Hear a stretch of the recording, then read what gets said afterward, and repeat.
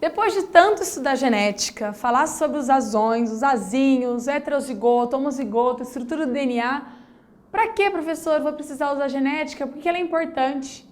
A genética, ela deu um boom, um salto no que a gente compreende sobre o nosso corpo, sobre doenças.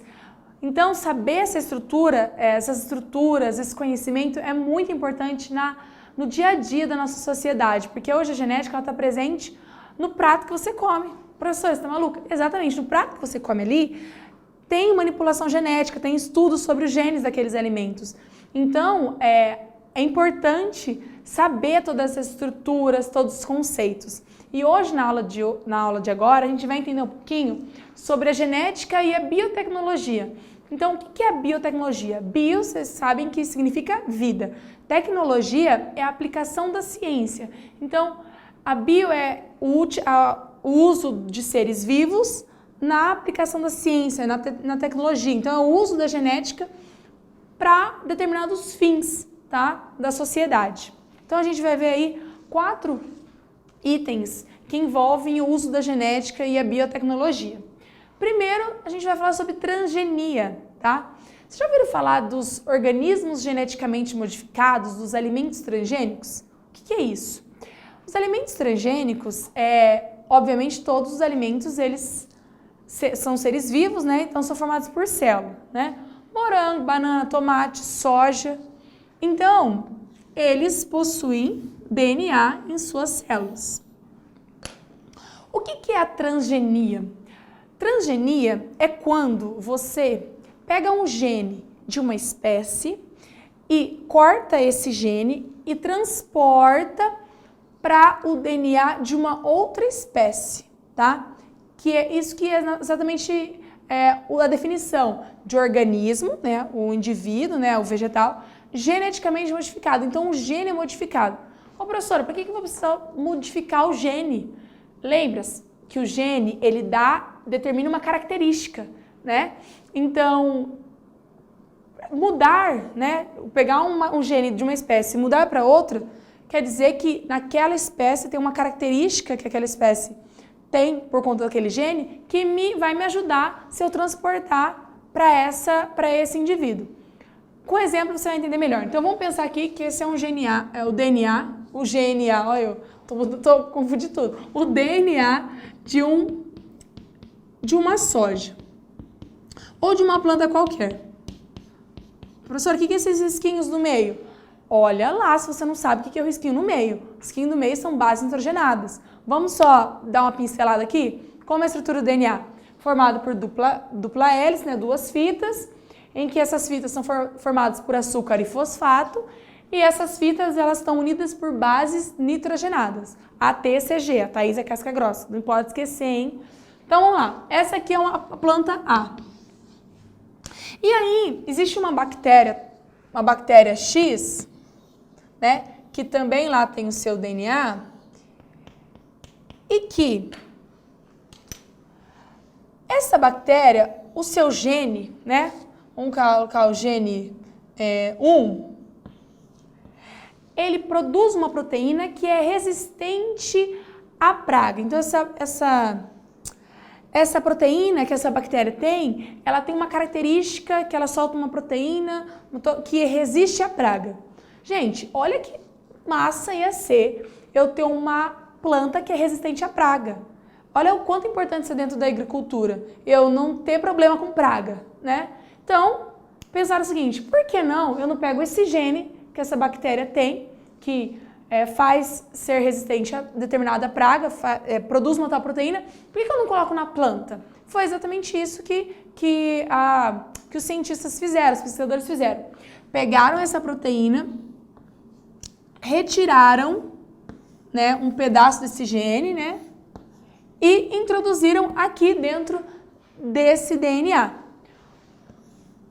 Ou seja, após a reprodução, o cruzamento desse vegetal, vai fazer com que, a partir de determinado período, essa planta aqui ela começa a ser resistente à praga, tá?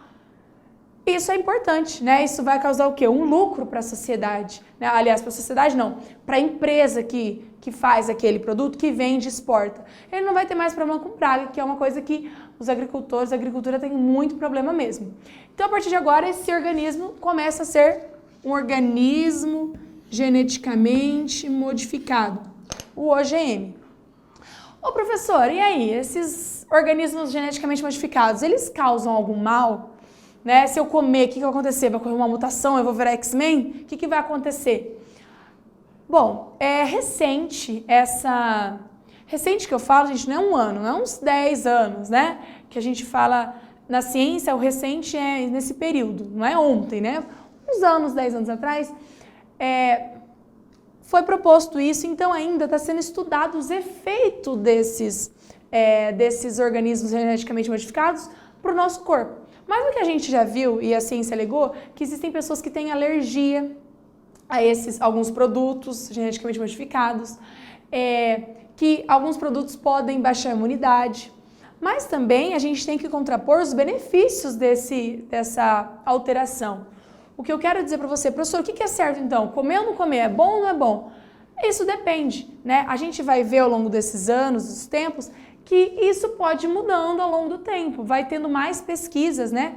Porque para a gente determinar que isso faz mal, eu não posso fazer um experimento com 10 pessoas, eu tenho que fazer uma população, eu tenho que ver os indivíduos que comem transgênicos, indivíduos que não comem, e qual que é o efeito disso ao longo de muito tempo. Então isso aqui não é de um dia para o outro, né? Então isso a gente vai ver aí ao longo do tempo. Como que eu identifico, professor, se eu estou comendo um organismo transgênico ou não? Bom, primeiro é que o Conselho Nacional, né, de Produtos Industrializados, eles determinam que é preciso, na embalagem dos produtos, fazer um símbolo. Esse símbolo é o T dentro de um triângulo, tá? Então, se você vê, depois você olha aí no seu lanchinho, no seu almoço, se você vê na embalagem que tem um T amarelo com esse símbolo, quer dizer que ali dentro existem produtos geneticamente modificados, tá? Então, eu te desafio aí você pesquisar, ver o que tem de novo nessa área, se teve algum avanço em relação a alguma característica aí que não é a favor dos organismos transgênicos.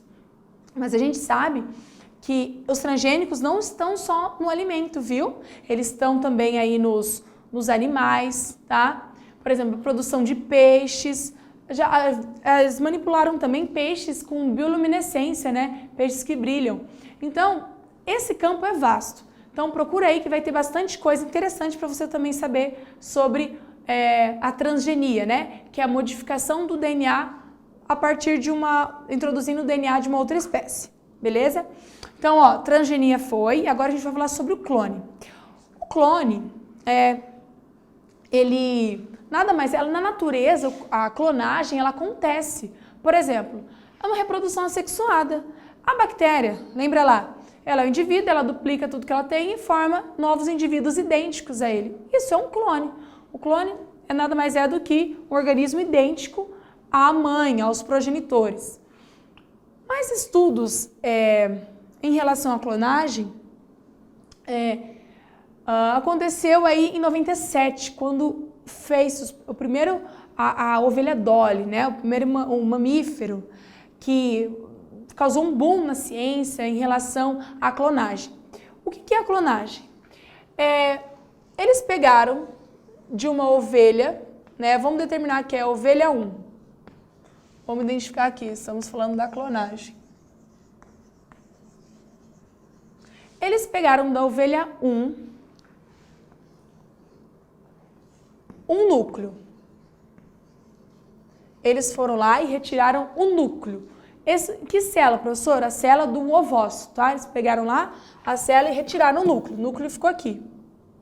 Tem que lembrar também qual é as principais características da célula. Lembra? Membrana plasmática e núcleo. É no núcleo que eu armazeno meu material genético, tá? E aí, da ovelha 2, eles pegaram a glândula mamária, retiraram o núcleo e ficaram só com a capa, só com a membrana plasmática, só com o entorno dessa célula. O núcleo foi retirado, tá? E aí, o que fez? Pegou, então, o núcleo dessa ovelha 1, né, do ovócito da ovelha 1, e introduziu nessa membrana da célula da ovelha 2. Aí, colocou. Lembra, agora eu tenho uma célula em formação, em divisão, tá? Colocou essa célula aqui em uma ovelha 3. E a ovelha 3 ficou como se fosse a barriga de aluguel. Barriga de aluguel na ovelha 3. E aí originou-se um clone. Aí eu pergunto para vocês, o clone é da ovelha 1 ou é da ovelha 2? O que vocês acham? Ó, vou recapitular. Ovelha 1 pegou o núcleo, doou o núcleo, né, do ovócito. E a ovelha 2 doou o restante da estrutura da célula. O clone, ovelha 1, ovelha 2 ou ovelha 3? Se você pensou que é da ovelha 1, você acertou. Por quê? Pessoal, onde está o material genético do indivíduo? Tá no núcleo, não tá? Foi a ovelha 1 que doou o núcleo. Então, logo o clone, né, da Dolly foi da ovelha 1, tá? A Dolly, ela nasceu em 1997 e faleceu em 2003. Então, a Dolly é muito conhecida nessa questão da clonagem. Ah, professora, fechou então. Eu vou fazer um clone de mim. Enquanto eu vou ficar assistindo filme no Netflix, o meu outro clone fica estudando para mim, pode ser? Não, não pode ser, criatura. Clone de seres humanos é antiético, é proibido, não existe isso, tá? Ah, mas o senhor viu um monte de filme que fala assim, ainda tá na ficção científica, mas não existe isso. Na nossa sociedade não se pode clonar pessoas, tá? Não teve estudos em realmente que aconteceu isso, essa situação. Então pode esquecer, meu filho. Você vai ter que estudar mesmo, esquece o seu clone para estudar para você, tá bom? Mas estudar é gostoso também, né? Tem que ter um tempo para tudo. Então, o clone aqui, ele da ovelha Dolly foi da ovelha 1. Então, o clone é isso, nada mais é do que a formação de um indivíduo igual ao outro. Idêntico, tá? Idêntico, igualzinho os DNAs e as estruturas. Lembra que eu falei que a bactéria é um clone? Não deixa de ser um clone? Os gêmeos monozigóticos, que são desenvolvidos do mesmo óvulo, eles também são clones, tá? São clones naturais que a gente denomina, se assim a gente pode dizer. Vamos falar agora da célula-tronco. A célula-tronco, né, também é uma outra aplicação genética em que existe uma célula aí dentro de você que ela é uma célula virgem. Professora, como assim? É uma célula virgem, é uma célula que ela é nenhuma célula. Ela pode ser qualquer tipo de célula, tá? Ela pode fazer célula do pâncreas, célula do fígado, então ela pode se diferenciar, tá? E essas células, elas são encontradas, podem encontrar células embrionárias ou adultas, né? As células embrionárias, né, essas células tronco embrionárias, elas são presentes aí no cordão umbilical, tá? E normalmente, atualmente, existem pais, eles pagam um valor a mais para guardar essas células tronco presentes no cordão umbilical, porque futuramente pode ser que o feto, o indivíduo, precise dessas células tronco. Por que essas células tronco são importantes? Porque elas podem se diferenciar em qualquer outras células do corpo. Então pensa, eu tenho um problema lá no fígado, eu vou lá, pego as minhas próprias células embrionárias, produzo elas e faço com que elas desenvolvam uma célula do fígado. Olha que importante isso e legal para mim, né? Para tratamento de doenças. Então, as células-tronco foi muito bacana em relação a isso, ao desenvolvimento. Porque hoje a preocupação do ser humano é evitar doenças, né? E tratar doenças. Esse é a grande aplicabilidade da genética, né? Tentar prevenir doenças que são causadas por genes, que muitas vezes a gente não pode evitar, mas a gente pode tratá-las, né? Então, as células-tronco, elas foram importantes para isso. Então, elas podem originar, por exemplo, a célula X, célula Y e assim por diante. Nós também temos células-tronco na nossa medula, tá? Então, por isso tem aquela doação de medula. Importante para alguém que tem câncer na medula, não tem problemas em relação a essas células-tronco. Então, aí, existe essa doação em que eu dou para determinado indivíduo, se sou compatível ou não, e essa célula-tronco ela vai se diferenciar em outras células e ocorre aí o tratamento dessa pessoa doente. Então, a gente viu transgenia, clone, células-tronco e, por fim, a gente vai ver sobre o Projeto Genoma. O Projeto Genoma foi lançado em 1990, em que um grupo de cientistas, tá, de vários países, Europa, Estados Unidos, inclusive o Brasil também ajudou nesse projeto, em que os cientistas eles queriam mapear todos os genes dos seres humanos, todos os genes, tá? Eles pensariam que até em 2025 eles conseguiriam, né, mapear todos esses genes e que eles encontrariam em média de 80 a 100 mil genes. E mal sabiam eles que foi em 2000 que eles conseguiram mapear. Então, olha, gente, eles tinham previsto até 2025, mas em 2000 eles já conseguiram mapear todos os genes presentes nos humanos, né, no ser humano, e que eles encontrariam não 80, 100 mil genes, mas 30 mil genes apenas. Apenas, né, gente? 30 mil eu acho que é um número razoável, não é mesmo? Então, o Projeto Genoma, professor, então a gente descobriu todos os genes, então a gente sabe tudo sobre genética? Não. Agora, meu bem, a gente descobriu a quantidade de genes. Agora a gente falta estudar qual é a interferência dos genes, o que cada gene faz e assim por diante. Então, tem bastante coisa para estudar. Quem sabe você termina o ensino médio, vira um biólogo, um geneticista e vai estudar e vai desenvolver aí como que funcionam os genes, né? É uma área ampla ainda que precisa de bastante estudo, tá? Então, da área do Mendel, lá no século XIX até hoje, a gente caminhou bastante nessa área da genética, mas ainda falta muitos estudos, tá?